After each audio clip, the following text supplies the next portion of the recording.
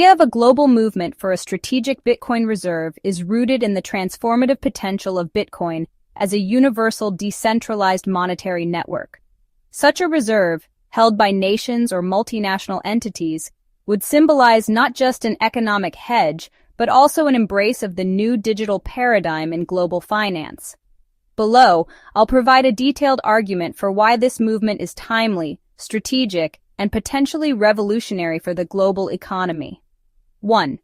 Decentralization as a hedge against economic uncertainty.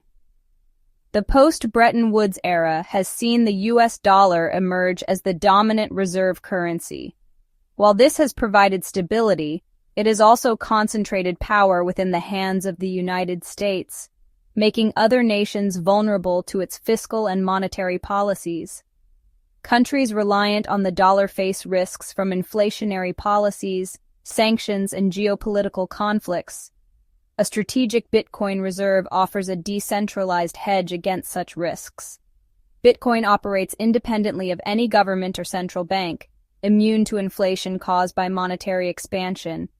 Its algorithmically capped supply, 21 million coins, ensures scarcity, making it an attractive store of value in an era where fiat currencies face declining purchasing power. 2. A universal monetary network. Bitcoin is not just a currency, but a global, borderless financial network. It allows for nearly instant, trustless transactions across borders without intermediaries like banks or correspondent institutions. This network can play a pivotal role in international trade and remittance systems. A strategic reserve would enable nations, especially in the global south, to bypass traditional financial systems dominated by Western powers. Countries such as El Salvador, which adopted Bitcoin as legal tender, are early examples of how Bitcoin reserves can empower nations by reducing reliance on legacy financial infrastructure. 3. Inflation-resistant store of value. Over the past decade, Bitcoin has been compared to digital gold, given its resilience as a store of value during periods of economic uncertainty. Unlike gold, however, Bitcoin offers unmatched portability, divisibility, and security. While gold reserves are physically cumbersome and expensive to store or transport, Bitcoin reserves exist digitally, secured through cryptographic protocols. As global inflation rises, central banks are diversifying their reserves with assets like gold and commodities. Bitcoin represents the next logical step in this evolution, a 21st century solution for preserving wealth against fiat debasement. 4. Promoting financial inclusion. More than 1.4 billion adults globally remain unbanked, according to the World Bank. Traditional financial systems often exclude these populations due to a lack of infrastructure or high transaction costs. Bitcoin changes this dynamic by providing anyone with internet access a pathway to participate in the global economy. A strategic Bitcoin reserve would catalyze broader adoption and investments in Bitcoin's underlying infrastructure, such as the Lightning Network, reducing transaction costs and increasing scalability. This, in turn, would enable underserved populations to access affordable financial services. 5. Sovereignty and geopolitical leverage. For many nations, the ability to hold Bitcoin reserves represents a form of monetary sovereignty. It reduces dependence on traditional financial systems dominated by Western institutions like the International Monetary Fund or the World Bank. In the current geopolitical climate, where sanctions are frequently weaponized, Bitcoin provides an alternative medium for trade and reserves. Countries like Russia and Iran have reportedly explored Bitcoin for international transactions to evade sanctions. While controversial, it underscores the asset's potential as a neutral monetary system immune to geopolitical influence. 6. Technological and strategic leadership. Adopting Bitcoin as part of a strategic reserve positions nations as leaders in the technological and financial revolution. Bitcoin and blockchain technology represent the forefront of the Web3 economy, a space that will likely drive significant innovation in coming decades. Nations that invest early in Bitcoin-related infrastructure gain an edge in developing complementary industries, from blockchain applications to advanced cryptography. A coordinated global movement for Bitcoin reserves could also foster international collaboration. Just as gold reserves are managed through frameworks like the IMF's gold swaps, Bitcoin reserves could lead to new cooperative financial mechanisms. 7. Mitigating systemic risks. While Bitcoin is often criticized for its price volatility, its long-term adoption trend points to increasing price stability as the market matures. Holding a diversified reserve that includes Bitcoin mitigates systemic risks posed by over-reliance on fiat currencies. For example, during economic crises like the 2008 financial meltdown or the COVID-19 pandemic, Bitcoin demonstrated its potential as a non-correlated asset class. Furthermore, Bitcoin's decentralized nature makes it resistant to systemic shocks, such as central bank collapses, currency wars, or banking crises. Challenges and how to address them. While the case for a global Bitcoin reserve is strong, several challenges remain. Conclusion: a new chapter in monetary history. A global movement for a strategic Bitcoin reserve is not just about economic diversification, it is about rewriting the rules of monetary engagement for the digital age. Bitcoin's characteristics, decentralization, scarcity, and neutrality, make it uniquely suited to serve as a global reserve asset. By embracing Bitcoin, nations can reduce dependency on legacy systems, enhance financial inclusion, and position themselves as leaders in the emerging global economy. It is an opportunity to future-proof economic systems, empower populations, and embrace a truly borderless monetary system. The question is no longer if Bitcoin will play a role in global reserves, but when the world will recognize its transformative potential. This decentralization is a fundamental aspect of Bitcoin's design, ensuring that it remains free from political influence and manipulation. Unlike fiat currencies, which can be devalued through excessive printing, Bitcoin's value is protected by its limited supply. This fixed supply is one of the key features that sets Bitcoin apart from other forms of commodities like gold. No government or institution can create more Bitcoin. This prevents any form of counterfeit fallout, as well as uncontrollable spending. Traditional fiat currencies are subject to inflation, where the purchasing power of money decreases over time as more money is printed, as well as with every paycheck we receive. New money enters the system because the dollar is not backed by any tangible assets. Every dollar added to the monetary system dilutive to the value of a single dollar. This dilution gives businesses and governments the excuse to raise prices, which in turn reduces purchasing power and creates inflation. Inflation erodes the value of money, making goods and services more expensive over time. This is a common issue with fiat currencies, where central banks have the authority to increase the money supply at will. Bitcoin's scarcity protects it from this, making Bitcoin the ultimate long-term hedge against inflation, similar to how gold has been used for centuries. Think of Bitcoin like digital gold. Just as gold is valuable because it is rare and difficult to mine, Bitcoin derives its value from its scarcity and the effort required to produce it. This comparison has led many to refer to Bitcoin as digital gold. As more people become aware of Bitcoin and its potential as a store of value, the demand for Bitcoin increases. However, because the supply is capped, this increased demand leads to higher value and increased purchasing power. This increase in purchasing power is known as a deflationary trend. Historical data shows that Bitcoin's price has generally increased as more people adopt it and recognize its potential. This trend is expected to continue as Bitcoin becomes more widely accepted. As demand grows and supply remains capped, the price inevitably rises through the increasingly amount of Bitcoin hodlers. This dynamic creates a positive feedback loop, where rising prices attract more investors, further driving up demand and prices. This is one of the reasons why Bitcoin is often seen as a long-term investment.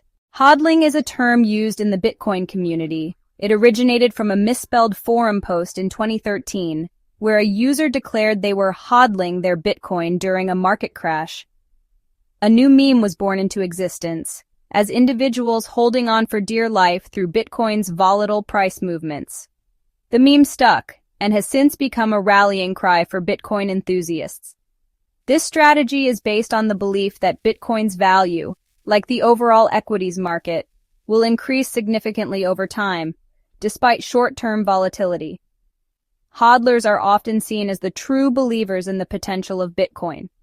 This behavior further constricts the total available supply, reducing the available float, or amount of coins able to be bought and sold. When a large number of Bitcoin holders continue hodling, they effectively remove their coins from the market. This reduction in supply can have a significant impact on the market dynamics. As more people and institutions refuse to sell, fewer Bitcoins are available for trading. The limited supply over the long run will create a sense of urgency and drive up prices, as seen with MicroStrategy, a corporation that has since adopted a Bitcoin strategy, purchasing billions worth of Bitcoin every Monday. The low float scarcity amplifies price movements. When the supply is limited, even small changes in demand can cause significant price fluctuations. This is why Bitcoin is known for its volatility, with prices often experiencing sharp rises and falls. Imagine a group of friends buying a limited edition comic book. They believe it will be worth much more in the future. This scenario is similar to the hodling strategy in the Bitcoin community. They believe it will be worth much more in the future. Instead of selling it immediately, they decide to keep it safe, hoping its value will appreciate over time. This is the essence of hodling. Instead of selling, they hold on to it. By doing so, they reduce the number of available copies in the market, making it rarer and potentially more valuable. This hodling decreases the comic book's availability.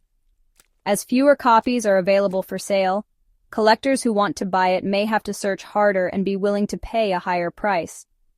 If someone wants it, they have to pay a premium price.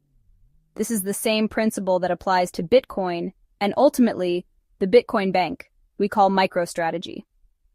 As more people hodl, the scarcity increases, and those who want to buy Bitcoin will have to pay a higher price to acquire it. The combination of fixed supply and hodling creates a low float effect. This means a small percentage of Bitcoin is available for trading. When demand increases, even a small influx of buyers can significantly impact the price. This volatility is a characteristic of Bitcoin. Think of a small bakery with a limited number of pastries. If the bakery becomes popular, the demand for pastries increases. But the bakery can't just bake more. The limited supply drives up the price of each pastry.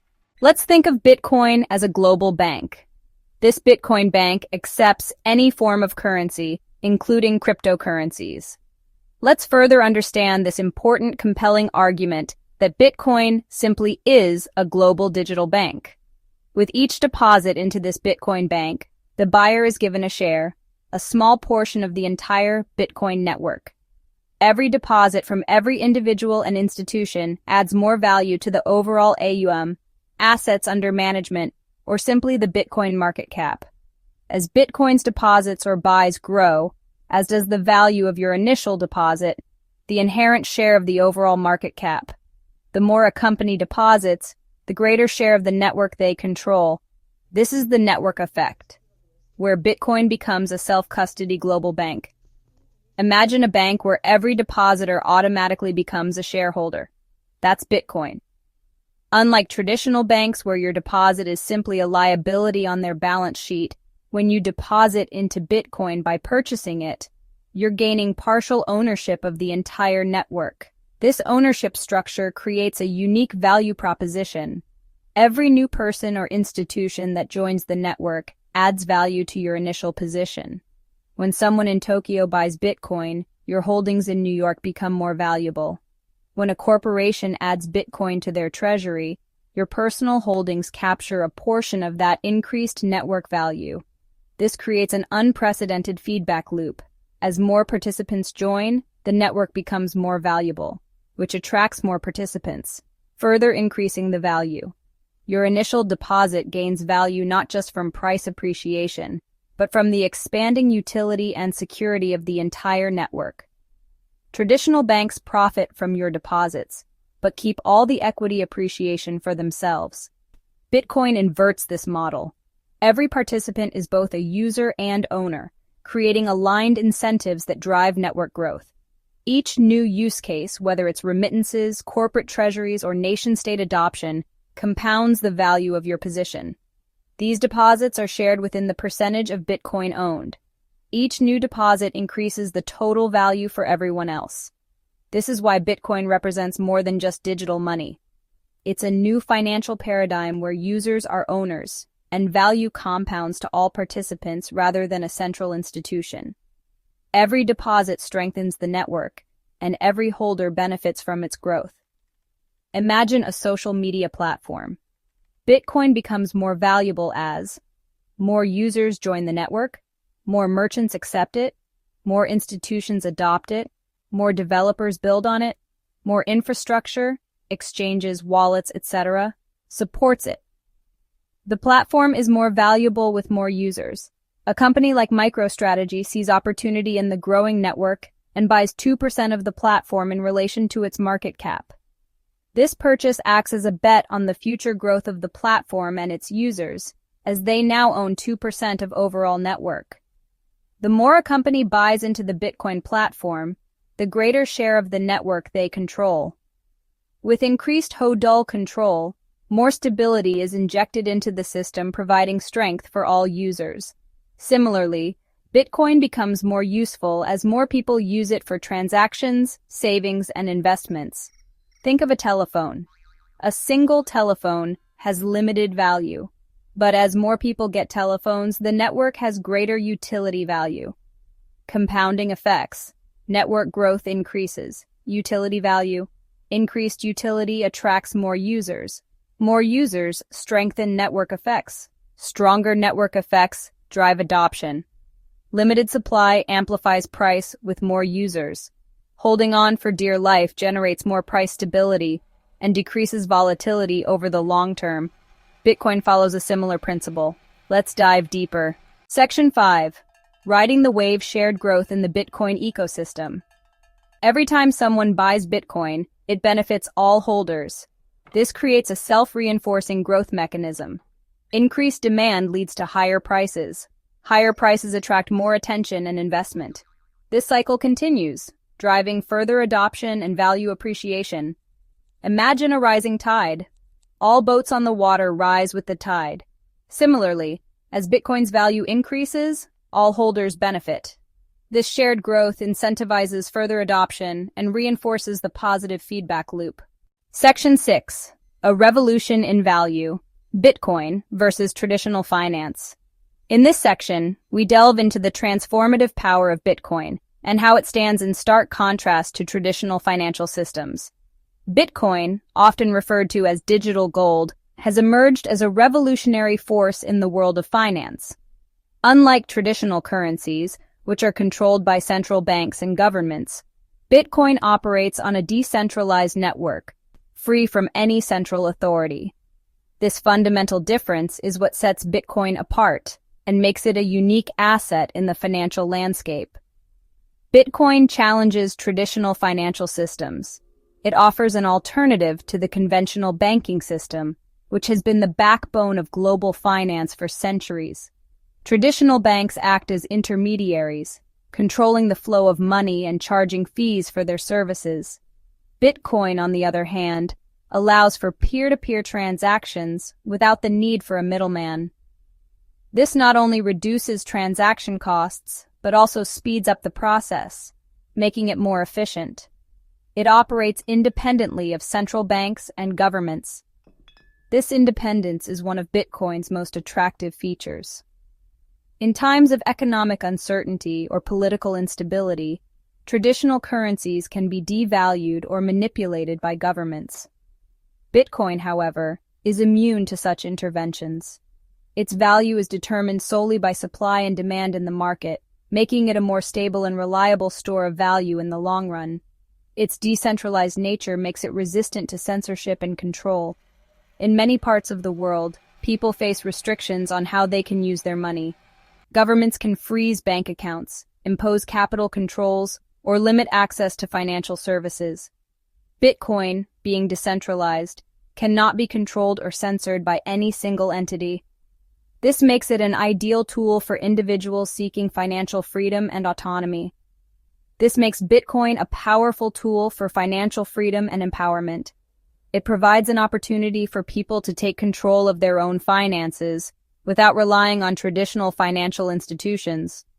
For those in countries with unstable economies or oppressive regimes, Bitcoin can be a lifeline, offering a way to preserve wealth and conduct transactions without interference. Think of Bitcoin as a ship sailing on the open sea. It moves freely, unbound by the constraints that limit traditional currencies.